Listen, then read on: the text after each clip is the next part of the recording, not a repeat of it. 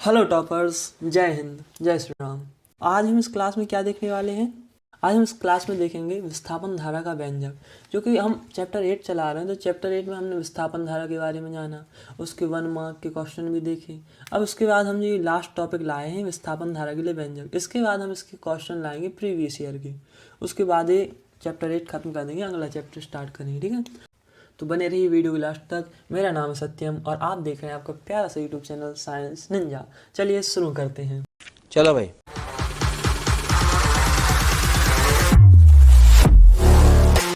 Maxwell ने सब लोगों को समझाने के लिए कि आखिर ये विस्थापन धारा डिस्प्लेसमेंट करंट क्या है, उसको समझाने के लिए इसका इस्तेमाल किया था।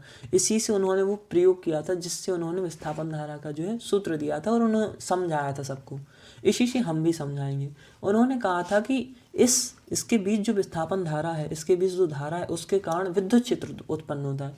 अब उसी विद्युत क्षेत्र को लेके हम क्या करेंगे, विस्थापन धारा को खोज करने की कोशिश करेंगे कि सच में क्या उस विद्युत क्षेत्र से विस्थापन धारा निकल जाएगी।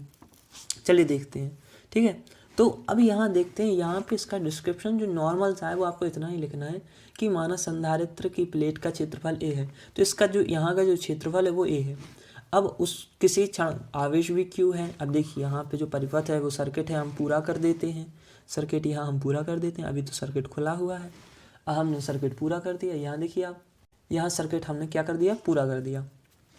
अब यहाँ पे क्यू आवेश आ गया।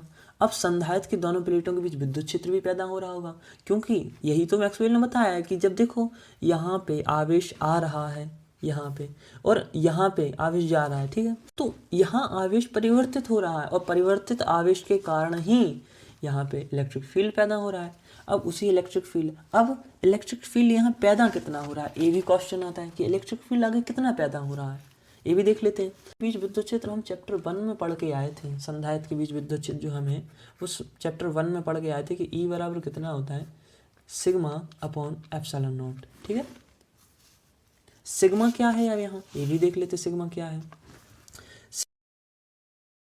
पृष्ठ आवेश घनत्व, इसका फॉर्मूला क्या होता है, यानी एक, अगर हम एक को क्या करते हैं, एक कर दें, तो यहाँ आप देख सकते हैं कि एकांक क्षेत्रफल में बहने वाला आवेश ही पृष्ठीय आवेश घनत्व कहलाता है। ठीक है, अब यहाँ पे, अब अगर हम इसको इक्वेशन 1 मान लें तो इसकी जगह हम इसको रिप्लेस करें, तो देखो इक्वेशन फर्स्ट से हम क्या करेंगे, सिग्मा की जगह हम सिग्मा का मान रख देंगे, तो क्या होगा, ए आ गया। ठीक है, ए आ गया, समझ गए। अब यहाँ से हम आवेश का मान निकालेंगे, आवेश कितना है सबसे पहले, तो यहाँ पे हम क्या कर देंगे, इसको हम कैसे लिख सकते हैं, इसको ऐसे भी तो लिख सकते हैं। हमने ऐसे क्यों लिखा, क्योंकि हम यहाँ से एक फॉर्मूला बनाने वाले हैं। ई ए किसके बराबर होता है, आपको पता है ई ए किसके बराबर होता है, ये आप यहाँ जानते हैं, आप यहाँ जानते हैं कि जो ई ए बराबर, ई ए किसके बराबर होता है, ई ए किसके बराबर होता है, इसको जानते हैं आप, ई ए यानी एकांक क्षेत्रफल से निकलने वाला विद्युत क्षेत्र किसके बराबर होता है, फ्लक्स ना, फ्लक्स ही तो कहलाता है ना, इलेक्ट्रिक फ्लक्स। इलेक्ट्रिक फ्लक्स ही तो कहलाता है कि एकांक क्षेत्रफल से निकल रहा है विद्युत क्षेत्र, एकांक क्षेत्रफल से निकलने वाला विद्युत क्षेत्र फ्लक्स कहलाता है।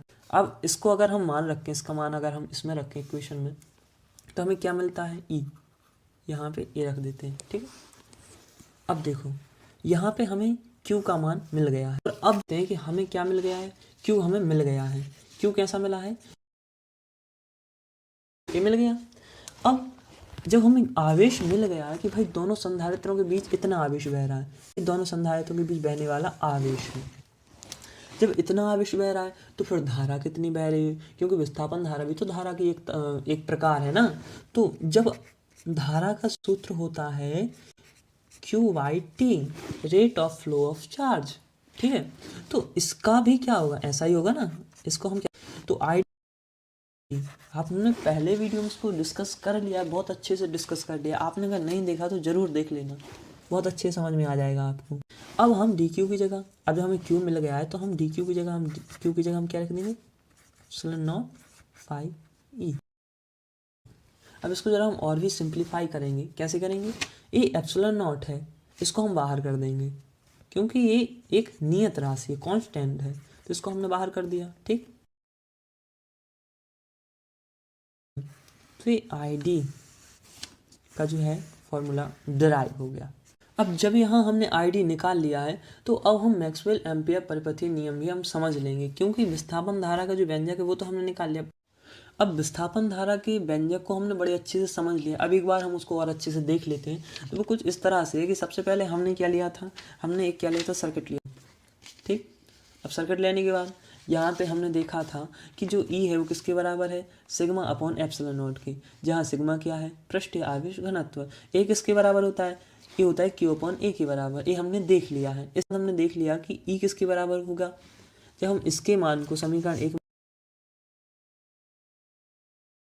अब यहाँ अब जब सिग्मा हमें पता चल गया तो हम सिग्मा की वैल्यू किस में रखेंगे, जो है समीकरण 1 में रखेंगे। तो समीकरण 1 से हमें ए वाली वैल्यू पता चली कि ई इक्वल टू होता है Q upon epsilon not a. अब यहाँ पे अगर हम एप्सिलॉन नॉट ए को हम पक्षांतर कर दें तो क्यू बराबर एप्सिलॉन नॉट इंटू ए, ई ए। अब इसके बाद यहाँ ई ए क्या है, विद्युत फ्लक्स है। फिर अगर हम ई ए की जगह विद्युत फ्लक्स को रख सकते हैं, ई ए क्या है, विद्युत फ्लक्स है, तो हम इसको इस तरह से रिप्लेस कर सकते हैं ई ए की जगह। तो ये वाला हमें जो है ए वाला हमें फॉर्मूला मिला। अब इसके बाद जब डी क्यू का मान हमें पता चल गया, जब डी क्यू का मान पता चल गया तो हम उसको विस्थापन धारा का सूत्र जो मैक्सवेल द्वारा दिया गया था उसमें हम क्या कर सकते हैं, पुट कर सकते हैं, उसकी वैल्यू पुट कर सकते हैं। अब यहाँ पे जब हम उसकी वैल्यू पुट करेंगे तो epsilon naught into phi E, और यहाँ पे एप्सिलॉन नॉट हमने बाहर कर दिया था क्योंकि कॉन्स्टेंट था। अब यहाँ पे D phi E upon D T, यही विस्थापन धारा का व्यंजक है। अब हम यहाँ जो अपना सब टॉपिक कवर करेंगे वो ऐसे है कि मैक्सवेल ने बताया था कि देखो चुंबकीय क्षेत्र के दो स्रोत होते हैं। हमने आपको पहले ही बहुत अच्छे से क्लियर कर दिया। उन्होंने बहुत अच्छे समझाया था कि चालन धारा जो है एम्पियर के अनुसार चुंबकीय क्षेत्र का स्रोत है। एम्पियर ने बताया था कि चालन धारा यानी आईसी के कारण ही चुंबकीय क्षेत्र पैदा हो सकता है, लेकिन मैक्सवेल भैया ने क्या बताया कि नहीं, ऐसा तो नहीं हो सकता, आईडी के कारण भी विस्थापन धारा पैदा होती है। मैंने प्रूफ करके दिखा दिया है। उन्होंने प्रूफ करके दिखाया कि नहीं, आईडी के कारण भी होते हैं, यानी ये दोनों के कारण पैदा होती है। तो फिर एम्पियर के जो नियम, एम्पियर ने बताया था कि जो चुंबकीय क्षेत्र का रेखीय समाकलन होता है वो म्यू नॉट इंटू आई सी के बराबर होता है, यानी जो चालन धारा होती है उसके। लेकिन मैक्सवेल ने बताया कि केवल चालन धारा नहीं है, केवल चालन धारा नहीं है, आई डी भी है। तो इसके साथ साथ आपको आई सी के साथ साथ एक और चीज़ प्लस करनी पड़ेगी। वो कुछ जो संशोधित रूप आया, वो क्या आया, जो संशोधित किया गया नियम को, किसके, एम्पियर के नियम को जो संशोधित किया गया। वो कैसे किया गया, वो ऐसे किया गया कि एम्पियर ने नियम दिया था केवल इतना, लेकिन मैक्सवेल ने कहा नहीं, आपको ए भी जोड़ना पड़ेगा, क्योंकि ए भी और ए भी दोनों मिलके इसको पैदा कर सकते हैं। ये दोनों मिलके विद्युत क्षेत्र को पैदा करती हैं। इसलिए आपको अपने नियम में जो विस्थापन धारा को भी जोड़ना पड़ेगा। तो विस्थापन धारा को जब जोड़ा गया तो हमने यहाँ से म्यू कॉमन लिया और आई सी प्लस आई डी। अब यहाँ पे हमने अब आई डी का मान कितना निकाला हमने, अब यहाँ देख सकते हैं आई डी का मान कितना निकला, आई का मान कितना निकला, D Q E by D T इतना निकला था। अब इसी को हमने कहाँ रख दिया, यहाँ पे रख दिया। यहाँ पे हमने उसका मान बड़े अच्छे से रख दिया। अब यहाँ पे मान रखने के बाद जो फाइनली जो बन के आया जो फॉर्मूला, उसे ही हमने क्या कह दिया, इसे ही मैक्सवेल एम्पियर परिपथीय नियम कहते हैं। अभी जो पहले नियम था उसे क्या कहते थे, एम्पियर का परिपथीय नियम, लेकिन इसमें मैक्सवेल ने अपनी भी तिकड़म जोड़ दी। हाँ, यहाँ आप देख रहे हैं, इसीलिए इसको एम्पियर मैक्सवेल परिपथीय नियम कहते हैं। तो यही एम्पियर मैक्सवेल परिपथीय नियम। कुछ इस तरह से आपने विस्थापन धारा का व्यंजक देख लिया और आपने एम्पियर मैक्सवेल परिपथीय नियम भी समझ लिया। तो आई होप आप सबको वीडियो पसंद आया होगा। यार पसंद आता है तो लाइक कर देना। और यार आधे से ज़्यादा लोग अनसब्सक्राइब देखते हैं, पता है मेरे वीडियो कम है, लेकिन यार सब्सक्राइब करोगे तभी तो मोटिवेशन मिलेगा अगला वीडियो बनाने का। ठीक है, तो यार सब्सक्राइब भी कर दिया करो। तो मिलते हैं अगले वीडियो में, तब तक के लिए जय हिंद।